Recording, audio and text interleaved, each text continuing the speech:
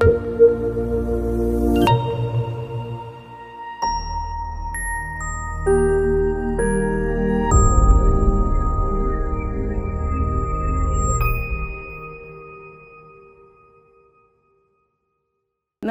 मी अनिता पाध्ये. मायाजाल या सिरीजमध्ये आपलं सर्वांचं स्वागत आहे.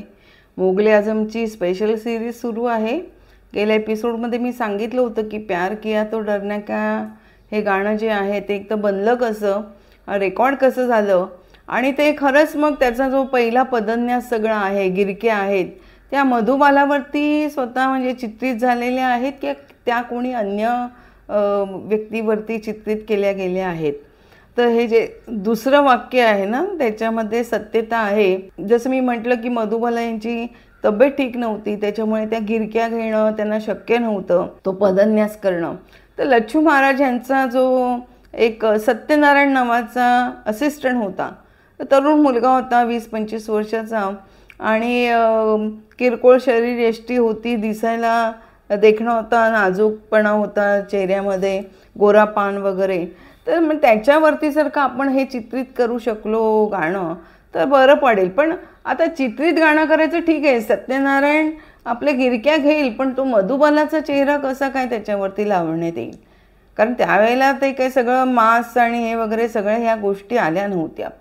मग ह्याच्यावरती विचार करता करता असं झालं की खेडेकर नावाचे एक पुण्याचे गृहस्थ, मराठी गृहस्थ, तर ते असा काही मांस बनवतात असं एक कानी आलं आणि त्यांना पाचारण करण्यात आलं. तर त्यांच्याशी जेव्हा के असे बोले तर त्यांनी सांगितलं की ठीक आहे, मी मांस बनवेन, मात्र माझे की आहे की निदान 10 मिनटं तरी मधुबाला माझ्यासमोर बसल्या तर बरं पडेल. म्हणजे जे त्या मांसमध्ये त्यांचा मांस बनवायचा आहे मधुबालाचं, तर जे त्यांचे फीचर्स आहेत सगळे, तर ते मला त्याच्यामध्ये आणता येतील. तर तेवढं त्यांना तुम्ही रिक्वेस्ट करा तर मी तुम्हाला बनवून देईन. तर मधुबालांनी सुद्धा ही त्यांची जी अट होती ती मान्य केली आणि मधुबाला आल्या, त्या 10-15 मिनटं बसल्या त्या खेडेकरांसमोर आणि मग खेडेकरांनी त्यांना तो सगळा बघून एक कागदाच्या लगद्याचा एक मांस तयार केला. जसं मी सांगितलं की ह्या चित्रपटाचं शूटिंग बरंचसं मोहन स्टुडिओमध्ये झालं, या गाण्याचं शूटिंगसुद्धा मोहन स्टुडिओमध्ये झालं होतं. मोहन स्टुडिओच्या बाजूला एक फुगा फॅक्टरी होती त्या काळामध्ये, अंधेरी जो हायवे आहे त्याच्यावरती. तर तिथे फुगा फॅक्टरीमध्ये खेडेकर जे आहेत ते तो मांस बनवला होता कागदाच्या लगद्याचा, तो घेऊन गेले आणि त्यांनी सांगितलं की हा मला तुम्ही त्या रबरामध्ये बनवून द्या, फुग्याचा जो रबर असतो तर त्याच्यामध्ये तुम्ही मला तो मांस बनवून द्या. आणि तो तिकडनं त्या लोकांनी तो बनवून दिला. तो मांस जेव्हा खेडेकर सेटवर गेले मोगले आझमच्या आणि मेकअप रूममध्ये सत्यनारायणला तो मास्क लावला आणि सत्यनारायण तो जो अनारकलीचा पूर्ण ड्रेस आहे, कारण तो सगळा वेशभूषा त्याची पण ती सगळी तयार केली होती, त्याच्यासाठी पण तो ड्रेस शिवला होता लाल रंगाचा आणि जो काय आहे तो ऑफ व्हाईट आणि लाल वगैरे, आणि ते टोपी त्याच्यावरती ते असं पीस आहे वगैरे, हे सगळा तो लवाजमा जो होता तो सगळं त्यांनी तयार केला होता. सत्यनारायण तो मास्क लावून जेव्हा सेटवर आला तेव्हा सगळ्यांना संभ्रम पडला की हे खरंच मधुबाला आहे की हा सत्यनारायण आहे. इतका तो खरा आणि सुंदर झालेला आहे मास्क. आणि मोगले आझम हा पहिला चित्रपट आहे, भारतीय पहिला चित्रपट, ज्याच्यामध्ये अशा पद्धतीने मास्कचा वापर करण्यात आला. त्याच्या आधी कुठल्याही चित्रपटामध्ये असा मास्क लावला गेला नव्हता. आणि जो सुरुवातीचा सगळा तो पदन्यास आहे, त्या गिरक्या आहेत, तो सगळा तो भाग जो आहे गाण्याचा तो सत्यनारायणवरती चित्रित झालेला आहे. आजही तुम्ही हे गाणं बघितलं तर तुम्हाला असं वाटेल की हे सगळं आहे ते मधुबाला करते आहे, मात्र हे सत्यनारायणनी केलं आहे. जिथे गाण्याचे बोल आहेत तो भाग फक्त मधुबालावरती चित्रित झालेला आहे. बाकीचा जो डान्स पार्ट आहे आणि ज्याच्यामध्ये नंतर गिरक्या आहेत किंवा नंतर सुद्धा त्या सगळ्या ह्याच्यामध्ये आरशाच्या ह्याच्यामध्ये जो दिसते सगळं मधुबाला, तो पण सगळा भाग जो आहे तो सत्यनारायणवरती चित्रित झालेला आहे. आपण मला असं वाटतं आता सत्यनारायण हयात असतील नसतील मला माहिती नाही, मात्र त्यांना सॅल्यूट आहे आणि खेडेकरांना सॅल्यूट आहे की त्यांनी इतक्या सुंदर पद्धतीने हा मास्क बनवला. मायाजालतर्फे मी त्यांना आदरांजली अर्पण करते की अशी प्रतिभावान माणसं सगळी आपल्या देशामध्ये आहेत हे गाणं सगळं चित्रित झालं, सगळं झालं तोपर्यंत हळूहळू असं झालं होतं की चित्रपट मध्येच थांबला आहे, मध्येच बंद पडलेला आहे. सुरुवातीच्या काळात जेव्हा चित्रपटाचा अनारकली आणि सलीमचा भाग जो आहे तो जेव्हा चित्रित होत होता, तो सगळा लव सीन आहे वगैरे, तो काळ जो होता तो दिलीप कुमार आणि मधुबाला यांचा प्रेमाचा काळ होता. दोघंही एकमेकांच्या प्रेमामध्ये आकंठ बुडाले होते.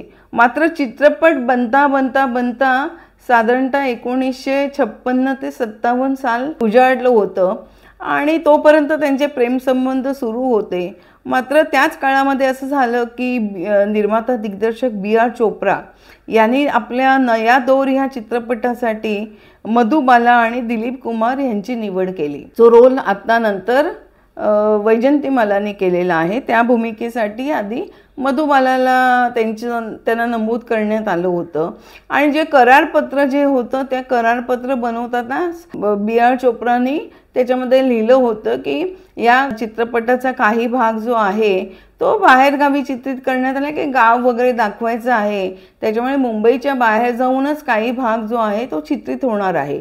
आणि मधुबालांनी त्याच्यावरती सगळ्या करारपत्रावरती सह्या केल्या होत्या. त्यांच्या वडिलांनी पण ते सगळं वाचलं होतं करारपत्र. मात्र एक शेड्यूल झालं आणि दुसरं शेड्यूल जे होतं ते बाहेरगावी होतं. आणि त्यांनी सांगितलं B.R. चोप्रानी की आता आपल्याला एक काही 15 दिवस बाहेर जायचं आहे मुंबईच्या. तेव्हा मधुबालाचे वडील म्हणाले की नाही, पण माझी मुलगी कधीच बाहेरगावी जात नाही, त्याच्यामुळे ती हे शूटिंग करणार नाही. आणि असं झालं की अरे सगळं शूटिंग झालेलं आहे, म्हणजे आता हिरोईनला काढता पण येणार नाही आणि काढलं तर नुकसान होईल. तर या ह्याच्यामध्ये B.R. चोप्रा यांनी इम्पा जी प्रोड्युसर्सची निर्मात्यांची एक संस्था आहे त्यांचं बाजू मांडण्यासाठी, तर तिथे तर कंप्लेंट केलीच, मात्र ही कोर्ट केस पण झाली. कोर्टामध्ये सुद्धा त्यांनी मधुबालाच्या विरोधामध्ये खटला दाखल केला. आणि तो जेव्हा उभा राहिला खटला, त्याच्या सगळ्या ट्रायल्स जेव्हा होऊ लागल्या, तेव्हा एका याच्यामध्ये दिलीप कुमार यांची साक्षसुद्धा घेण्यात आली. आणि त्या साक्षीमध्ये दिलीप कुमारने सांगितलं की हो, हे करारपत्रामध्ये या सगळ्या अटी ज्या होत्या त्या लिहिल्या गेल्या होत्या, कारण त्यांच्याही करारपत्रामध्ये या सगळ्या अटी होत्या की बाहेरगावी शूटिंग करायचं आहे वगैरे, जे काय आणखीन बाकीचे क्लॉजेस वगैरे सगळे होते ते. तर हे सगळं आधीच केलेल्या होत्या. त्याच्यामुळे हे जे आहे की आता जे ती मधुबालाचे वडील म्हणत आहेत की हे होणार नाही, असं म्हणजे माझी मुलगी येणार नाही, ते हे त्या निर्मात्यावरती अन्याय आहे, चोप्रांवरती, आणि हे चुकीचं आहे. ही साक्ष दिल्यामुळे असं झालं की मधुबाला ती केस हारल्या. आणि ही गोष्ट मधुबाला आणि त्यांच्या वडिलांनी फार मनाला लावून घेतली.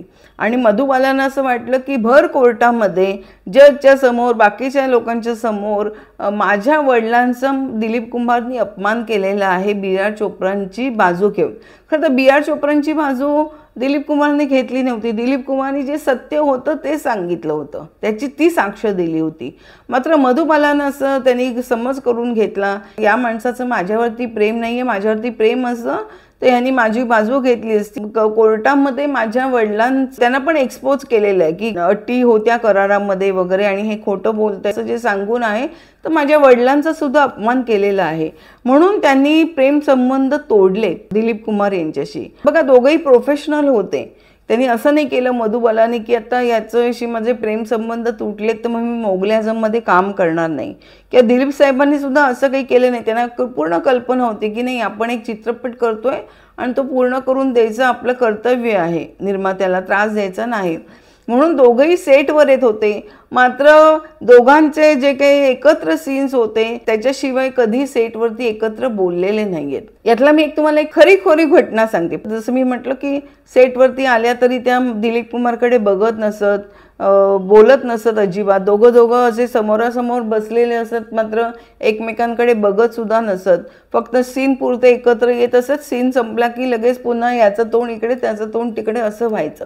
तर तो दिलीप कुमारना फार त्रास होत होता. मधुबालावरती फार त्यांनी प्रेम केलं, मनापासून प्रेम केलं दिलीप साहेबांनी ते मधुबालावरती केलं. असं होतं की अरे मी हिच्यावरती एवढं प्रेम केलं आणि मी फक्त खरी साक्ष दिली आणि ही तरीसुद्धा हिने गैरसमज करून ही आता माझ्याशी बोलत नाही, माझ्याशी प्रेम संबंध तोडून टाकले.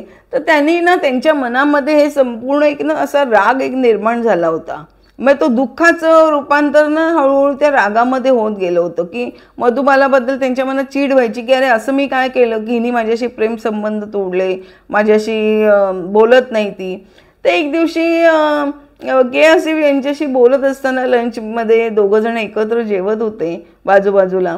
तर के आसिफने सांगितले की काय रे तू हल्ली एकदम नाराज दिसतो, युसुफ काय झालं आहे, तू जास्त काही बोलत नाही सेटवरती, गप्प गप्प असतोस वगैरे. तर म्हणे माझ्या मनातनं फार राग आहे मधूबद्दल की मी एवढं तिच्यावरती प्रेम केलं आणि तिने एका माझ्या साक्षीची आणि माझ्या प्रेमाची किंमत केली आणि माझ्याशी प्रेमसंबंध तोडले, बोलत नाही आहे. तर मला ना असं राग आहे. तर ते म्हणे राग आहे तर राग काढायचा बाय तर तू तिच्याला बोल वाटतील तसं ना. आपण एखादं बोललो तर असं आपण आपल्या भाषेमध्ये असं म्हणतो ना की भडास काढली आपण, तर ते एकदा भडास काढून टाक किंवा काय आणि काहीतरी तिच्याशी बोल एकदा. तर म्हणे नाही मी बोलणार काय, आणि तिचे वडील समोर असतात तर काय तिला भडास काढणार मी आणि काय करणार, आणि ती तर माझ्याकडे बघायला सुद्धा तयार नाही आहे तर काय आहे. तर त्याच दिवशी एक ना सीन चित्रित करायचा होता लंच ब्रेक नंतर, ज्याच्यामध्ये आहे की अनारकलीला सलीम एक थप्पड मारतो. तर के आसिफ म्हणाले की तू असं कर, आता एक सीन आहे ना तर त्या सीनमध्ये ना तू खरोखरी चपराक आहे ना ती मधूच्या तोंडावरती दे. म्हणजे कारण सीन करत असताना जरी कोणाला थोबाडीत वगैरे मारायची असते ना तर आपल्याला असं वाटतं की ती खरंच मारलेली आहे, पण ती काही इतकी हलक्या पद्धतीने मारली जाते एरवी. तर ते तू खरी थोबाडीत दे म्हणजे तुझं जे काही सगळा राग आहे ना तो निघून जाईल. तर दिलीप कुमार सुद्धा या गोष्टीला तयार झाले की हा जेव्हा सीन सुरू झाला त्यांनी खरोखर एक जोरदार थप्पड मधुबालाच्या तोंडावरती मारले, आणि फक्त तोंडावरती थप्पड नाही मारली, त्या सीनचे 9 रिटेक्स झाले. 9 रिटेक्स आणि 9 वेळा मधुबालाच्या तोंडावरती खऱ्या अशा चप्रका बसलेल्या आहेत जोराच्या. आणि जेव्हा ओके झाला सीन तेव्हा मधुबालांच्या डोळ्यामध्ये पाणी आलं होतं.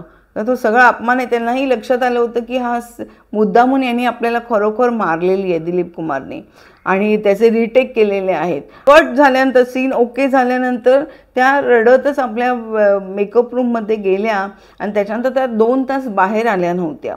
आणि हे जे वडील होते मधुबालाचे त्यांनी लगेच बंदूक वगैरे काढली आणि त्यांनी दिलीप कुमारला असं हे केलं की अरे मी तुला मारतो, माझ्या मुलीला कसं काय मारलंस तू वगैरे, थोबाडीत मारलीस, आणि असं करून त्यांच्यावरती बंदूक उगारली त्यांनी. आणि तर तेव्हा के आसिफने सांगितलं की ए बाबा रे खाली घे बंदूक, खाली घे बंदूक, माझ्याकडे पण आहे. हा सीन होता आणि मीच त्याला सांगितलं होतं की खरी थप्पड पाहिजे, कारण मला वास्तविक सीन पाहिजे होता, म्हणून मी त्याला सांगितलं होतं की खरी थोबाडी दे, आणि त्याचे रिटेक झाले. याच्यामध्ये युसुफचा काय दोष आहे, त्यामुळे ती बंदूक वगैरे खाली ठेव. असं करून के आसिफनी तो जो सगळा रागवलेला होता मधुबालाचे वडील त्यांना शांत केलं. आणि जे यांच्यामध्ये सुद्धा दिलीप कुमार यांच्या मनामध्ये सुद्धा जो काही राग होता, एक आक्रोश होता की मधुबाला आपल्याशी असं वागते आहे, तो त्यांनी त्याचा एक निचरा करण्याचा प्रयत्न केला. दिलीप कुमार यांचा आणि एक किस्सा या चित्रपटाचा आहे, तो मी तुम्हाला पुढच्या एपिसोडमध्ये सांगते. तोपर्यंत बघत राहा मायाजाल मोगले आझम स्पेशल. धन्यवाद.